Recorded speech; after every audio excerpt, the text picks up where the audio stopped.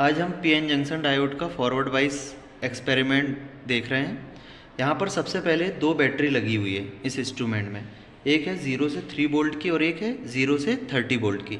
यहाँ पर forward wise में आप लोग जानते हैं कि जो हमारा कम वोल्टेज वाली बैटरी का यूज़ करेंगे तो ये फॉरवर्ड वाइज के लिए यूज़ करेंगे, और जब हमको रिवर्स वाइज करना है तो हाई वोल्टेज बैटरी रिक्वायरमेंट होती है जो कि 0 से 30। तो अभी फॉरवर्ड वाइज की बात कर रहे हैं तो फॉरवर्ड वाइज में हम 0 से 3 वोल्ट की बैटरी का यूज़ करेंगे।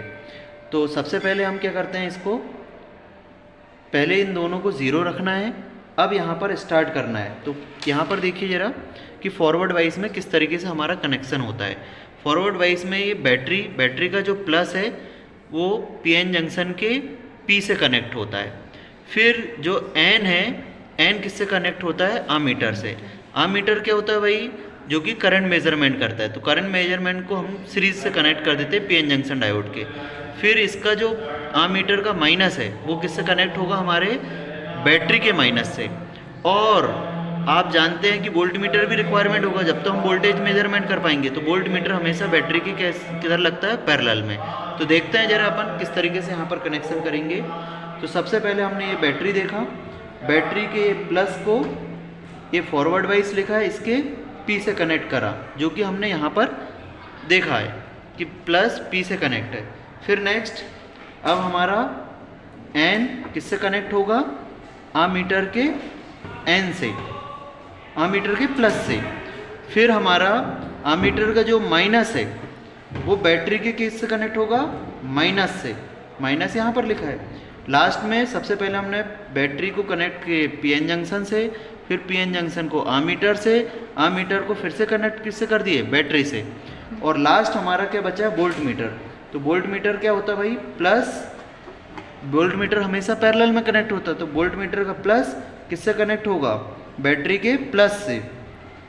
और वोल्ट मीटर का माइनस बैटरी के माइनस से कनेक्ट हो गया। तो ये हो गया हमारा पूरा कनेक्शन।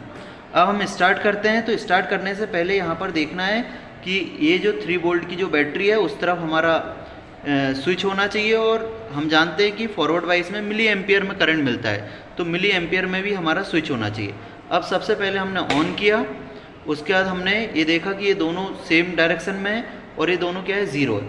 अब इसको धीरे धीरे हम इंक्रीज़ कराएंगे। तो यहाँ पर भी 0 है और यहाँ पर भी 0 है, अभी दोनों में क्या है, ये 0 है। तो नेक्स्ट थोड़ा सा हम इंक्रीज़ कराते हैं। तो जैसे हमने पहले इसका लिस्ट काउंट निकाल लेते हैं। तो वोल्ट मीटर का लिस्ट काउंट क्या होगा, तो ऊपर हमने देखा कि 0 से 0.5 तक 10 लाइन्स है और 0.5 है। तो लिस्ट काउंट कैसे निकाल लेंगे, 0.5 डिवाइडेड बाय 10 लाइन। तो क्या निकलेगा हमारा, 0.05। ऐसे ही आमीटर का निकाल लेंगे। तो आमीटर कितना है भाई, 0 से 2 में 10 लाइन से, तो 2/10 आ जाएगा। उसी को हम क्या बोलेंगे, 0.2 मिली एम्पियर। अब यहाँ पर हम स्टार्ट करते हैं धीरे धीरे वोल्टेज इंक्रीज़ कराते हुए। तो वोल्टेज इंक्रीज़ कराएंगे तो अब 0 है, 0 से मैंने अभी लेके आया 1 लाइन। तो 1 लाइन करा तो मेरे पास कुछ भी नहीं आया, अभी 0 करंट आया, यहाँ पर करंट मिला ही नहीं। फिर मैंने और इंक्रीज़ करा, 3 लाइन्स हो गई, इसमें भी कोई चेंजेस नहीं आया। 5 लाइन्स हो गई, तो 5 लाइन्स में भी हमको कोई चेंजेस नहीं मिल रहा है, मतलब 0 से 0 आउटपुट मिल रहा है। तो 5 यहाँ पर लाइन हो गई है और इधर अभी हमको 0 आउटपुट। तो धीरे धीरे और इंक्रीज़ कराते जाएंगे और वैल्यू लिखते जाएंगे।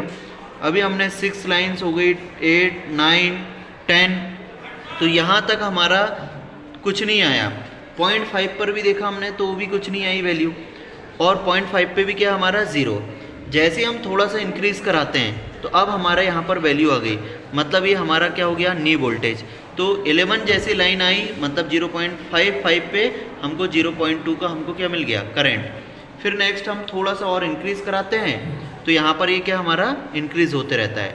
इसका मतलब ये हमारी फिर टेबल्स बन जाएगी और इस तरीके से हम ऑब्जर्वेशन टेबल कंप्लीट कर लेंगे। Like, comment, and subscribe.